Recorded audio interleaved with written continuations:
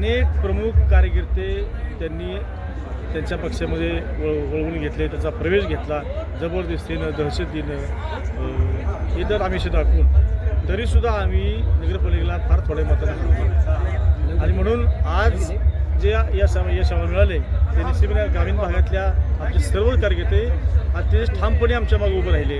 रामराजे साहेबांच्या, संजय बाबांच्या आणि शिवसेना पक्षाच्या एकनाथ शिंदे साहेबांच्या पाठीमागं खंबीरपणे उभे राहिले आणि म्हणून आम्हाला हे यश मिळाले. यावेळेस या विरोधी पक्षाला किंवा भाजप पक्षाला आमच्यामध्ये फारशी फोडाफोडी करण्यामध्ये यश मिळालं नाही आणि त्यामुळे आम्हाला यश मिळालं. पालकमंत्री शंभूराज देसाईंनी मोठी ताकद आपल्या गटाला दिली होती, त्याबद्दल काय सांगाल? नाही, आमच्या शिवसेना पक्षाचे नेते, राज्याचे उपमुख्यमंत्री एकनाथ शिंदे साहेब तसेच पालकमंत्री नामदार शंभूराज देसाई साहेब या सर्वांनीच आम्हाला अतिशय फार मोठी ताकद या इलेक्शनमध्ये आम्हाला दिली. त्याबरोबरच उदय सामंत साहेब यांची सभासुद्धा घेतली. परंतु आपल्याला सर्वांना कल्पना आहे की राज्याचे उपमुख्यमंत्री अजितदादा पवार साहेब यांचं दुःखद निधन झालं अपघाती. त्या ठिकाणी फारसा प्रचार त्यांनी भाग घेतला नाही, परंतु बाकीच्या सगळ्या गोष्टी आम्हाला त्यामध्ये ताकद दिली म्हणून आम्हाला यश मिळालं.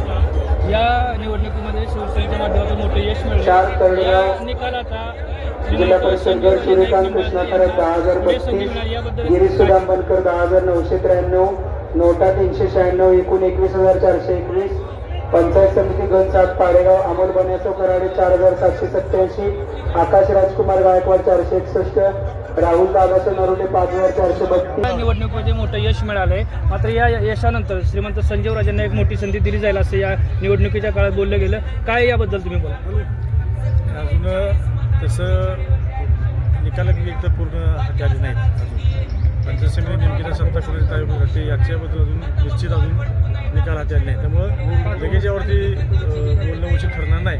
पण निश्चितपणे भविष्यकाळामध्ये निकाल काही असू द्या, त्या ठिकाणी संजीव राजेंना भविष्यामध्ये चांगल्या प्रकारे संधी मिळणार आहे याबद्दल काय सांगा. साहित्य कदम यांच्या रूपाने पहिला विजय शिवसेनेला मिळालेला जिल्हा परिषदेमध्ये, त्याबद्दल निश्चितपणे एक साहित्य कदम हे एक उगवताने असं उमदाचं नेतृत्व आहे.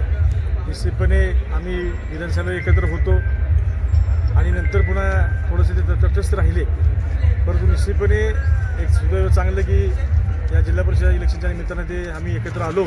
स्वर्गीय चिमराव खरबन साहेबांची त्यांचं काम, त्यांची पुण्याई निश्चितपणे फळ आली आणि निश्चित भविष्यामध्ये संजीवराजे रामराजे साहेबांच्या सोबत शिवसेना पक्षासोबत साहित्य कदम आम्ही एकत्र होऊन एक चांगल्या प्रकारचं काम या तालुक्यामध्ये उभं करू. धन्यवाद. धन्यवाद आमदार.